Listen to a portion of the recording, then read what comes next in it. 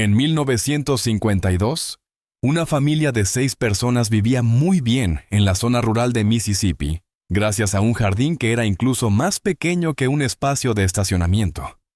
Cosechaban 70 cestas de verduras cada temporada y envasaban casi 100 frascos de alimentos, todo a partir de semillas que costaban solo unos centavos y cosas que encontraban alrededor de la casa.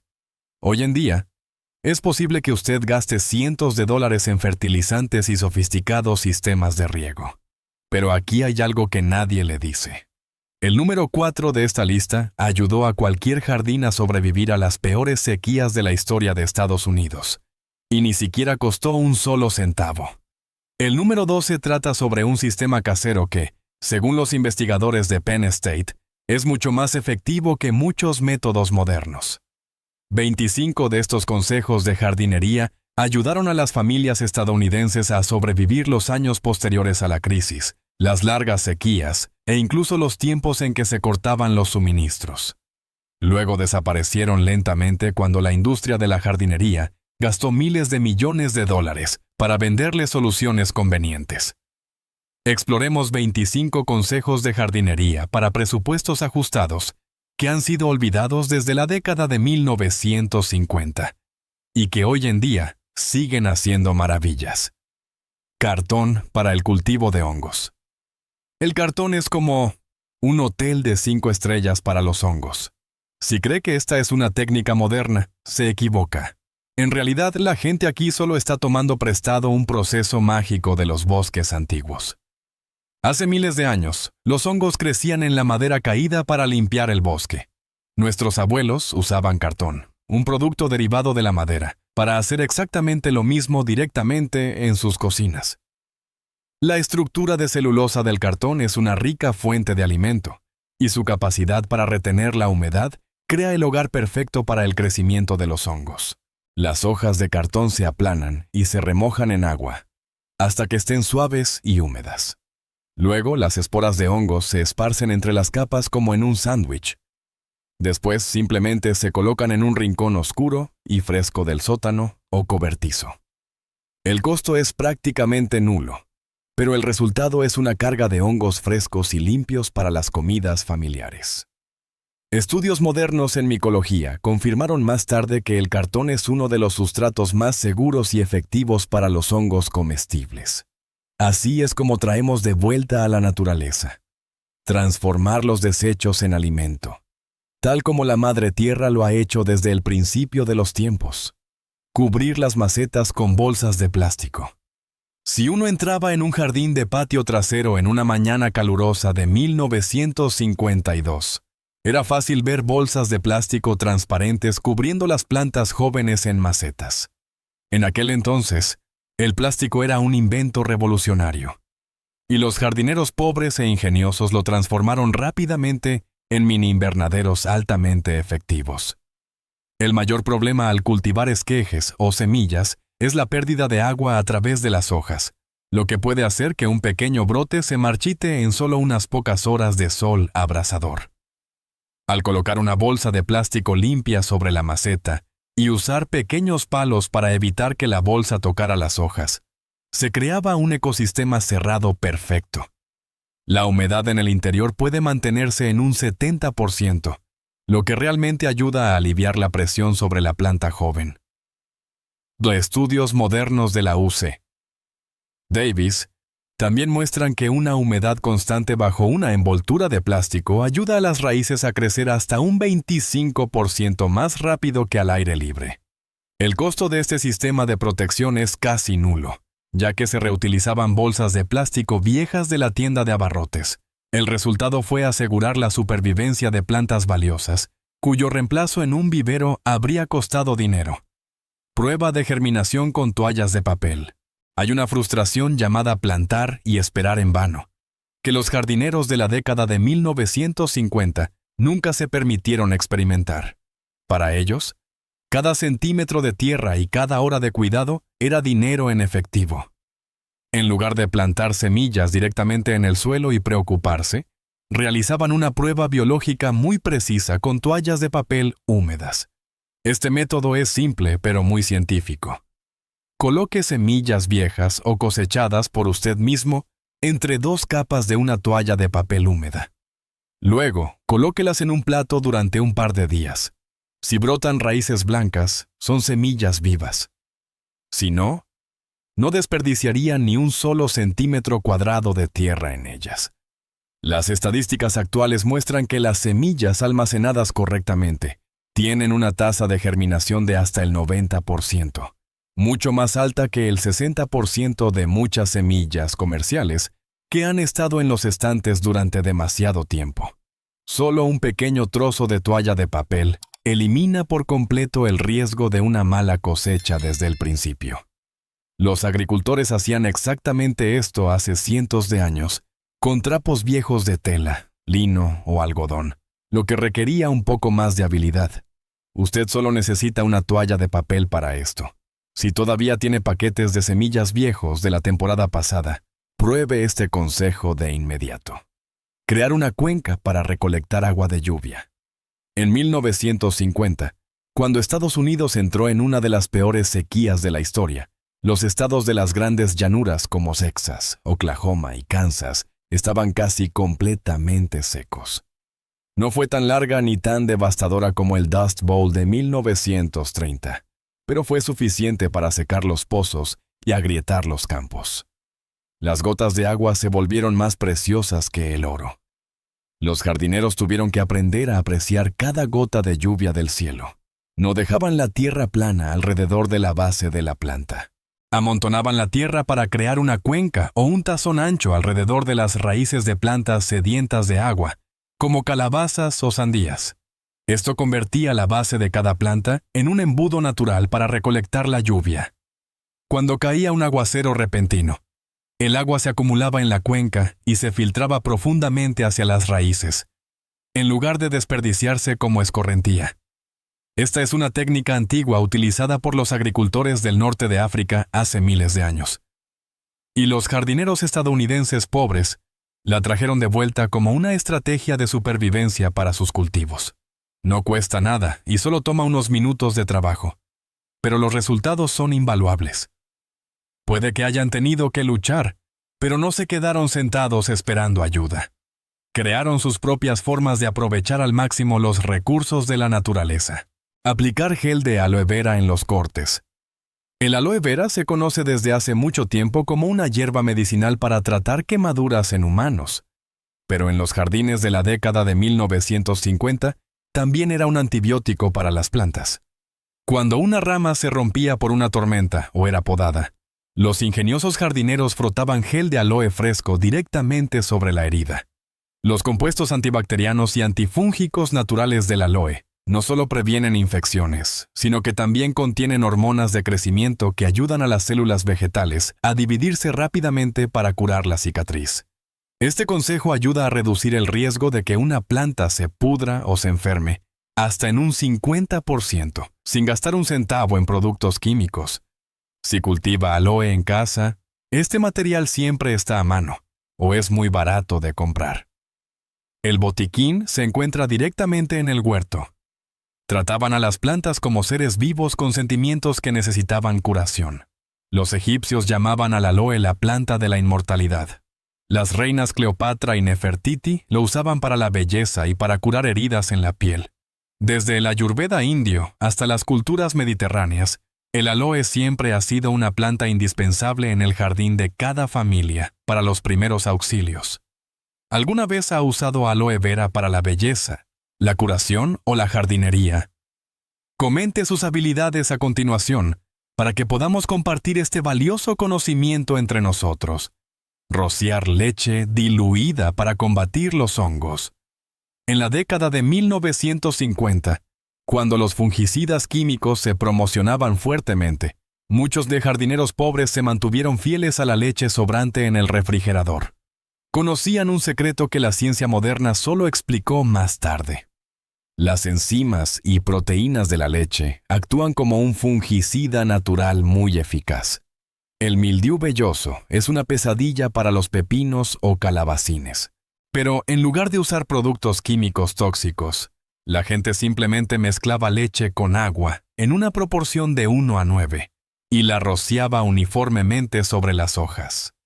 Cuando la proteína de la leche se expone a la luz solar, forma una barrera física y química que hace imposible que las esporas de hongos se adhieran a la superficie de la hoja y germinen. Este consejo no cuesta un centavo si usa leche caducada o sobras del desayuno. No se trataba solo de proteger las plantas, se trataba de proteger la salud de la familia de las toxinas químicas que eran comunes en la agricultura industrial en ese momento. Las hojas suelen quedar sorprendentemente brillantes y limpias después de ser rociadas con leche. Esta es una forma filosófica de ingenio, donde la vida en los microorganismos y las enzimas de los alimentos se utiliza para combatir enfermedades. Un enfoque natural al que el mundo moderno ahora intenta regresar con todas sus fuerzas. Comer tallos de flores y semillas para combatir el hambre. Después de la Segunda Guerra Mundial, aunque la economía se estaba recuperando, las familias de clase trabajadora todavía se enfrentaban a una alta inflación debido a la Guerra de Corea y a las largas y duras sequías. En ese momento, los costos de los alimentos se dispararon. Mientras el gobierno promovía el espíritu de los Jardines de la Victoria, Victory Gardens, también comenzó a impulsar la agricultura industrial, lo que hizo que la gente dependiera de alimentos enlatados y productos químicos costosos. Las plantas de col rizada o rábano que comenzaban a florecer temprano debido al calor, a menudo se tiraban como basura porque la gente pensaba que las hojas estaban viejas y amargas. Para las familias más acomodadas, comprar alimentos enlatados frescos y sencillos era mucho menos complicado. Pero para las familias trabajadoras pobres, esta era una maravillosa segunda cosecha. Descubrieron que los tallos de flores jóvenes de la col rizada o el brócoli eran en realidad partes exquisitas llenas de nutrientes y sabor, al igual que las hojas. Incluso las vainas de semillas verdes jóvenes de los rábanos se usaban para encurtir o en ensaladas, aportando un toque picante único, similar a los granos de pimienta verde. Este consejo ayudó a aumentar la producción de alimentos en la misma área del jardín, entre un 20 y un 30%, sin costar un centavo adicional. Curiosamente, hoy en día, las cosas que alguna vez se comieron para combatir el hambre se han convertido en platos de moda en restaurantes de 5 estrellas en Nueva York o California. El grelo, brócoli rabe, se ha convertido en una verdura de moda, una guarnición estándar en los restaurantes europeos. Las semillas de rábano son hoy en día un elemento destacado en ensaladas costosas. Nuestros abuelos se servían a sí mismos platos, por los que la élite de hoy paga decenas de dólares para disfrutar. Usar sal de roca para eliminar las malas hierbas. En la década de 1950, cuando se empezaron a promocionar productos químicos milagrosos para detener el crecimiento de la hierba, el precio no era barato para el bolsillo de una familia trabajadora. Arrodillarse duele en las rodillas e inclinarse daña la espalda.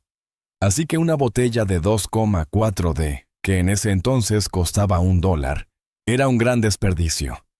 Por lo tanto, a la gente de entonces se le ocurrió un método inteligente con sal de roca. La sal de roca funciona por ósmosis. Si se esparce sal directamente en las grietas de la hierba, extrae el agua de las células de la planta, lo que hace que las malas hierbas se marchiten y mueran en poco tiempo. Aún más importante es que la sal que penetra en el suelo evita que las semillas de malas hierbas germinen durante mucho tiempo y mantiene las aceras limpias sin ningún trabajo. Solo cuesta unos pocos centavos por un saco grande de sal, docenas de veces más barato que los productos químicos comerciales. Sin embargo, debe tener mucho cuidado de no usar sal cerca de los huertos o las flores, ya que puede salar la tierra y matar toda la vida. Este consejo sigue siendo muy útil hoy en día para controlar las malas hierbas en las aceras o entradas de vehículos sin dañar a las mascotas ni a las fuentes de agua. Así que puede aplicarlo de inmediato. Aún más gratuito es verter agua hirviendo sobre la hierba y las grietas de los ladrillos o el patio. El efecto es similar al de usar sal de roca. Rociar vinagre para controlar las hormigas. Las hormigas son parte de la naturaleza, pero en el jardín a menudo son guardaespaldas de los pulgones, que chupan la savia de las plantas y dañan gravemente las verduras. Los jardineros de la década de 1950 no necesitaban insecticidas organofosforados tóxicos para lidiar con ellas. Simplemente usaban vinagre blanco, un ingrediente barato que siempre se encuentra en el armario de la cocina. El vinagre blanco, con su fuerte olor y su acidez característica, interrumpe por completo los rastros de feromonas que las hormigas usan para comunicarse y encontrar su camino. Al mezclar vinagre y agua en una proporción de 1:1 y rociarlo alrededor de los huertos o las grietas donde viven las hormigas, creaban una cerca invisible para ahuyentarlas sin matarlas, ni dejar toxinas en el suelo. Los datos reales muestran que la actividad de las hormigas puede disminuir en un 70% después de solo 24 horas. El costo de un aerosol de vinagre casero es al menos 10 veces menor que el de los productos industriales. Aún mejor es que el vinagre no mata a los insectos beneficiosos como las abejas o las mariposas, por lo que puede usarlo sin preocupaciones. Agregar sal de Epsom para las flores. Las rosas brillantes o los arbustos de pimientos cargados en un jardín de 1955 a menudo tenían un secreto barato: la sal de Epsom, sulfato de magnesio. Mientras que los fertilizantes costosos solo se enfocaban en nitrógeno, fósforo y potasio, los jardineros pobres sabían cómo usar el magnesio y el azufre de la sal de Epsom para embellecer sus plantas. El magnesio es el componente central de la clorofila, y cuando una planta tiene suficiente de este nutriente, las hojas se vuelven de un verde brillante y la fotosíntesis es más fuerte que nunca. Con solo 2 cucharadas de sal de Epsom, mezcladas en un galón de agua, creaban un superalimento que ayudaba a las flores a crecer más y a mantener los colores más profundos y por más tiempo. Más tarde, estudios del USDA confirmaron que el magnesio ayuda a las plantas a absorber mejor el fósforo, un factor clave para la floración y la fructificación. Un saco grande de sal de Epsom costaba menos de $1, pero podía durar toda una temporada. El resultado suele ser un aumento del 35% en flores y frutos en comparación con las plantas no tratadas. Este consejo sigue siendo hoy en día un arma secreta para los amantes de las flores, que desean un hermoso jardín sin vaciar sus bolsillos. Cera de velas viejas como sellador. Después de la poda de invierno, los árboles a menudo quedan con heridas abiertas que pueden ser atacadas por hongos o perder savia, lo que debilita al árbol. Los jardineros de los años 50 no tenían dinero para pegamentos selladores de árboles especiales, así que usaban restos de cera de velas viejas que sobraban de las noches en que usaban lámparas. La cera derretida, aplicada directamente sobre el corte, se endurece rápidamente formando un maravilloso parche impermeable. Esta capa de cera evita que las bacterias penetren a través del aire y evita que la humedad del tejido vegetal se escape, lo que ayuda al árbol a sanar rápidamente.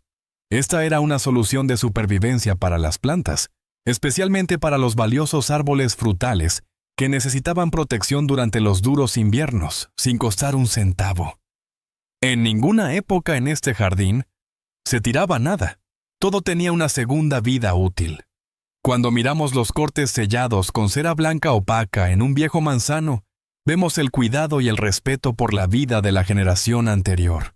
No solo cultivaban plantas, las cuidaban con la mayor comprensión y dedicación, transformando los objetos más comunes en escudos protectores para la supervivencia. Sistema de riego con cartones de bebidas. Los gruesos cartones de papel de leche o jugo de la década de 1950 eran artículos domésticos cotidianos, pero en manos de un jardinero ingenioso se convertían en un sofisticado sistema de riego por goteo. El mayor problema al cultivar tomates o calabazas de raíces profundas es que con el riego superficial, a menudo el 70% del agua se evapora antes de llegar a donde se necesita. Para solucionar esto, nuestros abuelos hacían pequeños agujeros en el costado del cartón y lo enterraban en el suelo justo al lado de donde querían plantar, de modo que la tapa aún quedara por encima de la tierra.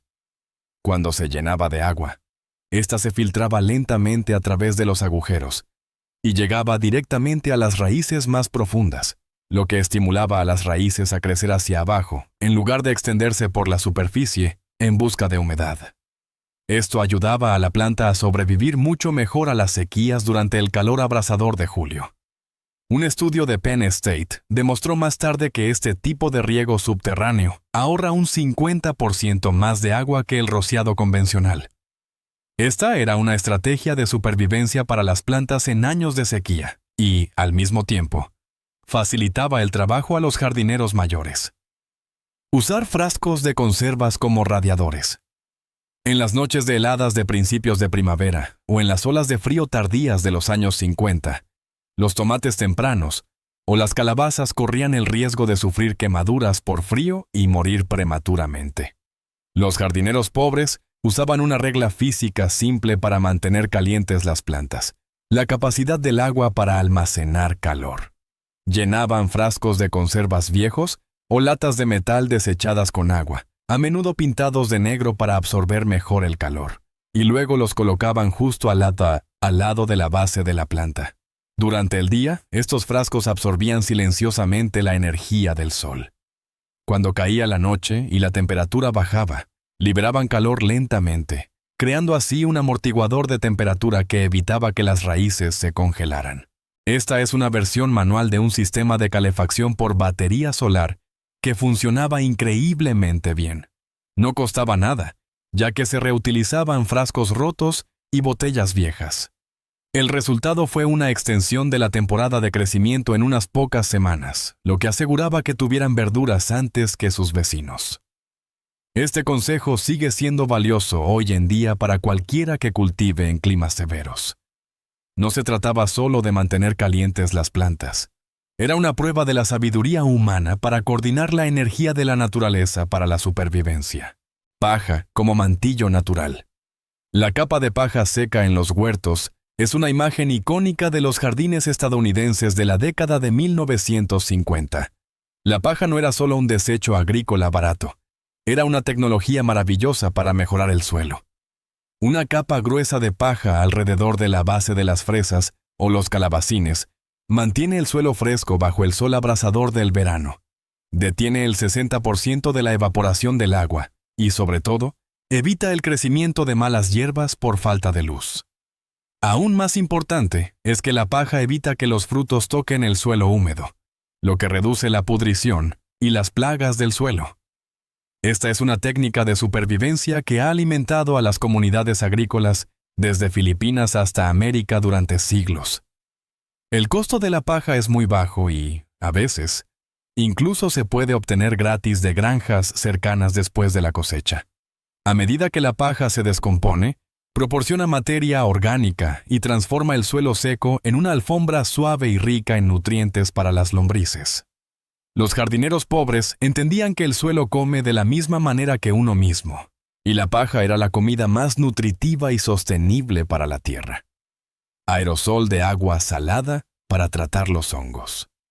Cuando el oidio comenzaba a cubrir las hojas de calabaza con un fino polvo blanco en una tarde de agosto, los jardineros de los años 50 simplemente iban a la cocina y tomaban un frasco de especias familiar. El agua salada diluida es uno de los fungicidas más baratos y efectivos jamás registrados en la historia de la jardinería orgánica.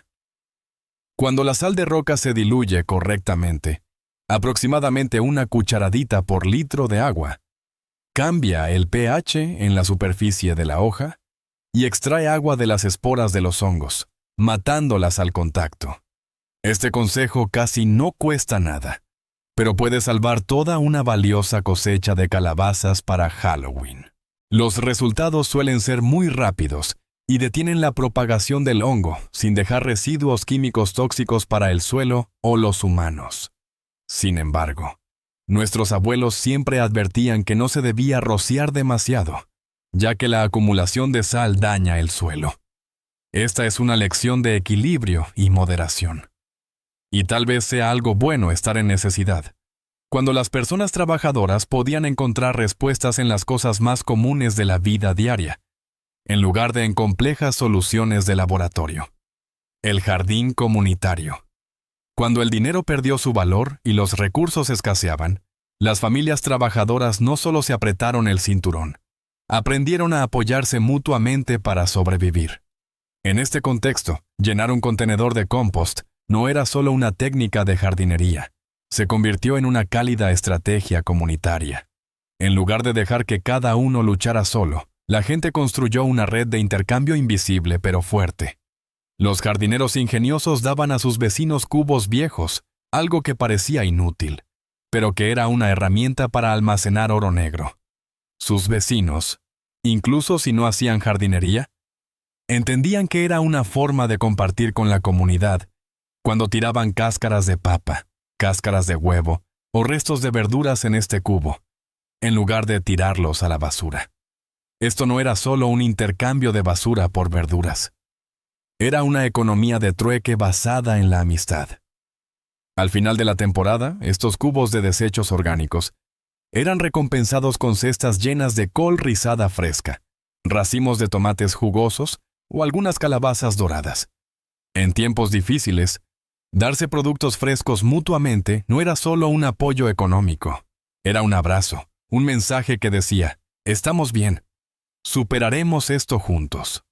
El costo de este sistema era de $0, pero el valor emocional que aportaba era incalculable. El estómago podía haber estado vacío, pero el corazón siempre estaba lleno. Cáscaras de papa para revitalizar las plantas. Las papas eran un plato principal en casi todas las cenas, y las cáscaras nunca tiraban sin sentido. Las amas de casa ingeniosas las transformaban en una poderosa bebida energética para las plantas. Las cáscaras de papa son muy ricas en almidón, potasio, hierro y magnesio, elementos clave para revitalizar plantas con hojas amarillentas o crecimiento atrofiado.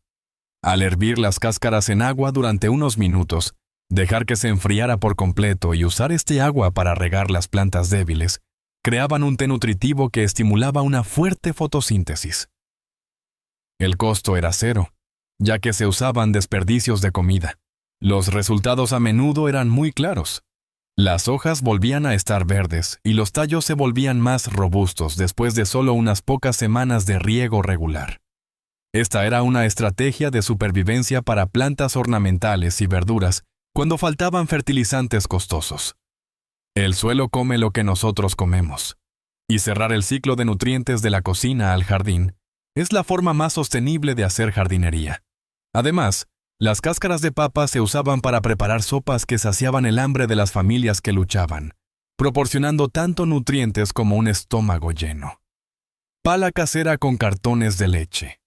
Un jardín de la década de 1950 no necesitaba juegos de herramientas de acero inoxidable brillante para ser productivo. Los jardineros pobres creaban sus propias palas multiusos a partir de cartones de leche de plástico con asas, un artículo que comenzaba a volverse común en ese entonces. Al cortar hábilmente el cartón en ángulo, lo transformaban en una pala para tierra, compost o agua, que era muy práctica y duradera.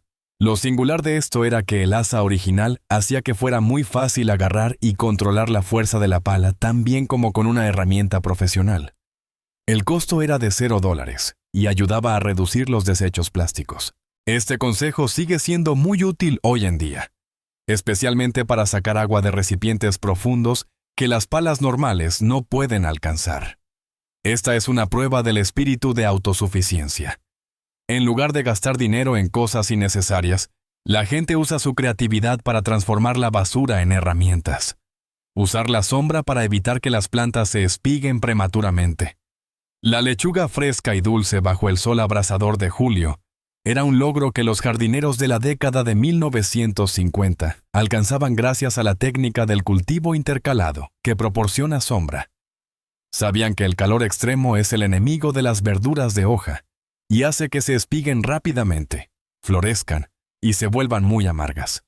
En lugar de instalar costosos sistemas de telas de sombra, usaban la propia estructura del jardín para proteger las plantas. La lechuga se plantaba en el nivel inferior, directamente a la sombra de altos enrejados de guisantes o plantas de tomate frondosas. La sombra natural de las hojas mantenía la temperatura del suelo de 5 a 10 grados Celsius más fría que el entorno, creando un microclima fresco que ayudaba a la lechuga a crecer por más tiempo. El costo era absolutamente nulo e incluso ayudaba a aprovechar al máximo las pequeñas áreas del jardín.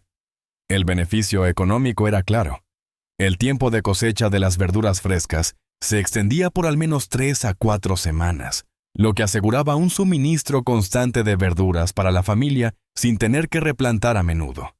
Este es un ingenio basado en la comprensión de la relación simbiótica entre las plantas. Este consejo sigue siendo una valiosa lección para la agricultura moderna de múltiples capas, donde las plantas que se protegen mutuamente son la clave para combatir el duro cambio climático.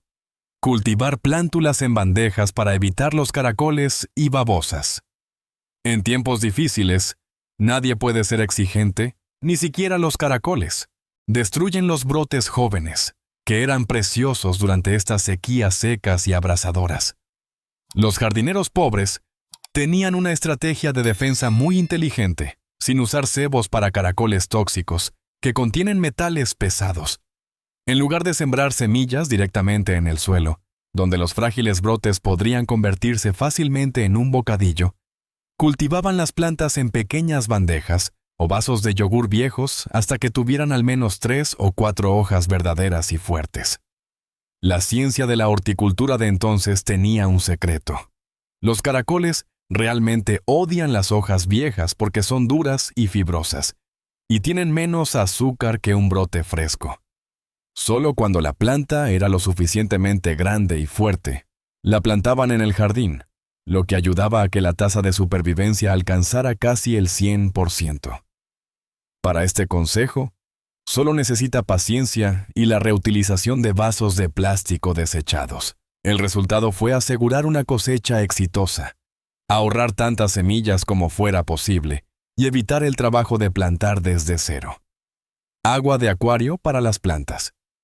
En los años 50, tener peces ornamentales en peceras redondas de cristal era un pasatiempo popular, y los jardineros ingeniosos se dieron cuenta de que el agua cambiada del acuario era oro líquido para las plantas. En lugar de verter esta agua sucia por el desagüe, la usaban para regar los huertos y las plantas alrededor de la casa. El agua de acuario está llena de nitrógeno orgánico de los desechos de los peces y bacterias beneficiosas, lo que crea un fertilizante líquido perfecto que mantiene las plantas de un verde exuberante y estimula un fuerte crecimiento de las raíces.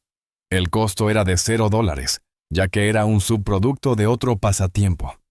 La eficacia de este consejo supera con creces a los fertilizantes químicos, ya que proporciona nutrientes en una forma fácilmente absorbible y agrega un microbioma vivo al suelo. Este es un gran ejemplo de una economía circular, directamente en el hogar. El desecho de un ser vivo se convierte en la fuente de vida de otro. Cultivo con bolas de algodón. En cocinas pequeñas, a veces no se necesitaba tierra para cultivar semillas.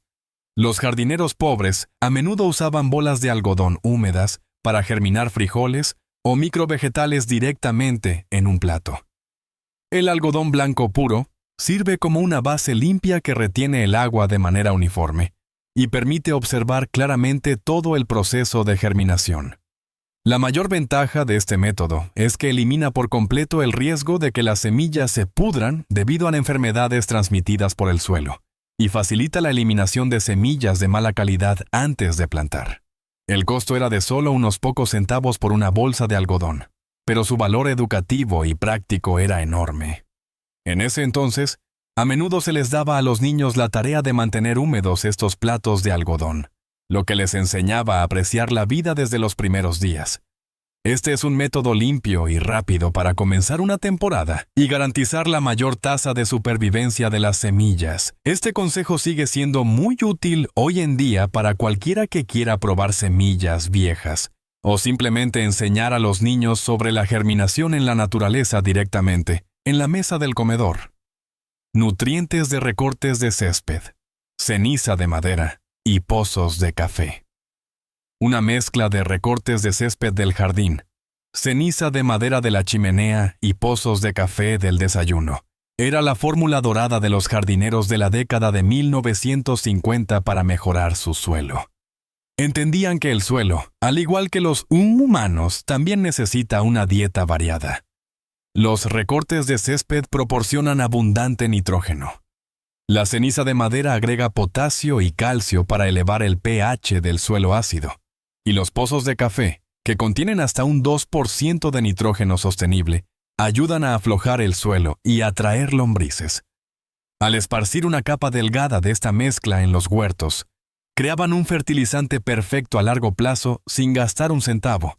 La ciencia moderna de la Universidad de Coventry ha demostrado que estos fertilizantes caseros son tan efectivos e incluso más sostenibles que las marcas comerciales. El resultado es una estructura del suelo rica en materia orgánica, que permanece fértil durante años. Este consejo muestra una mentalidad de total independencia. El jardinero produce nutrientes para su propia tierra a partir de los desechos domésticos diarios. Cada puñado de ceniza de madera esparcido en el suelo era un compromiso con la sostenibilidad, un estilo de vida de cero residuos, que se practicó mucho antes de que el concepto se convirtiera en un movimiento de moda del siglo XXI.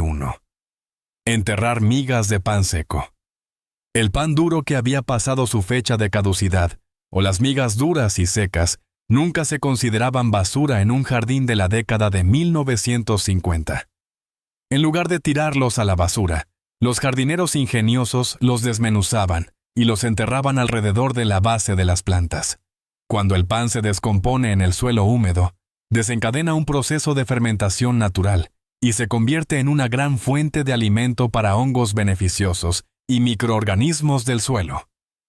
Esto ayuda a las raíces a crecer más fuertes gracias al apoyo de una red simbiótica de microorganismos.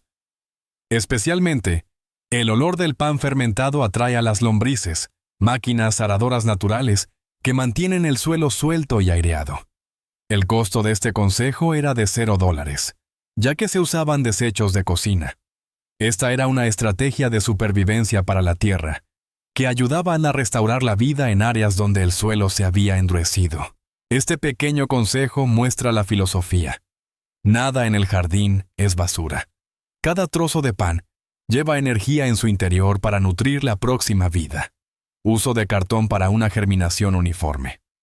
Uno de los secretos que ayudó a nuestros abuelos a cultivar brotes de verduras perfectamente rectos fue el uso de cartón viejo. Después de sembrar las semillas en un surco, no solo las cubrían con tierra y las dejaban al sol y la lluvia, sino que colocaban una fina capa de cartón sobre la superficie del huerto. Este cartón actuaba como una manta de humedad perfecta, que detenía por completo la evaporación y protegía las semillas de las fuertes lluvias o de los pájaros hambrientos. Lo más importante es que el cartón mantiene constante la temperatura del suelo, lo que ayuda a que todas las semillas germinen al mismo tiempo después de solo unos pocos días. Tan pronto como aparecían los primeros brotes verdes, se retiraba el cartón para que las plantas pudieran recibir sol. El costo de este consejo era nulo gracias al uso de cajas de cartón viejas. El resultado era un comienzo prometedor de la temporada con la máxima germinación, lo que ahorraba tiempo y el esfuerzo de replantar los espacios vacíos. Este es un ejemplo de cómo usar los objetos más simples para controlar el microclima para una nueva vida. Este pequeño consejo nos recuerda que el éxito de un jardín comienza con la preparación más cuidadosa y detallada en los primeros pasos. Cuando observamos cómo estas hileras de exuberantes brotes verdes se elevan vigorosamente tan pronto como se levanta el cartón, vemos el orgullo de una generación de jardineros hábiles y experimentados. Piedras para almacenar calor. El cultivo de plantas amantes del calor, como tomates o calabazas, en climas con noches frías era un desafío que los jardineros de la década de 1950 superaron con una técnica secreta de los Alpes: el uso de piedras para almacenar calor. Colocaban guijarros grandes o piedras alrededor de la base de la planta para que estuvieran expuestos a la luz solar directa durante todo el día. Estas piedras actuaban como baterías de calor naturales que absorbían la energía solar durante el día. Y por la noche, Cuando las temperaturas bajaban, liberaban calor silenciosamente para calentar las raíces y los tallos. Esto ayudaba a extender la temporada de crecimiento y permitía que las plantas tropicales prosperaran incluso en climas severos. El costo de este consejo era nulo si se recolectaban piedras de un arroyo o campo cerca de la casa. El resultado era la supervivencia y el asombroso crecimiento de las plantas en condiciones desfavorables. Cada mañana, cuando el jardinero tocaba una piedra que todavía se sentía caliente junto a una planta de tomate, sentía una fuerte fe en el poder de la sabiduría humana al vivir en ritmo con la tierra y el cielo. Este es un precioso legado de jardinería que nos recuerda que debemos usar todos los recursos naturales para crear una abundancia sostenible. Estos consejos de jardinería de la década de 1950 que acabamos de explorar no son solo antiguas técnicas agrícolas. Son pruebas de un estilo de vida lleno de autoestima, resiliencia y gratitud hacia la madre tierra. En el mundo actual, que depende demasiado de los productos químicos y de la falsa comodidad, este conocimiento del hombre pobre es la clave para que encontremos nuestra autonomía y una conexión profunda con nuestra propia fuente de vida. Si su corazón se siente conmovido por estos antiguos valores, no olvide darle me gusta a este video y compartirlo con sus seres queridos. Juntos, reverdezcamos nuestros jardines y calentemos nuestras almas con esta sabiduría atemporal. Hasta el próximo viaje. Si estas historias de resiliencia y sabiduría olvidada han cambiado la forma en que ve las cosas simples de su jardín, suscríbase y dele me gusta a nuestro canal. Nos hemos dedicado a la tarea de desenterrar la historia que intentaron enterrar. Plantemos juntos las semillas para un futuro mejor. El próximo tesoro de conocimiento será revelado muy pronto.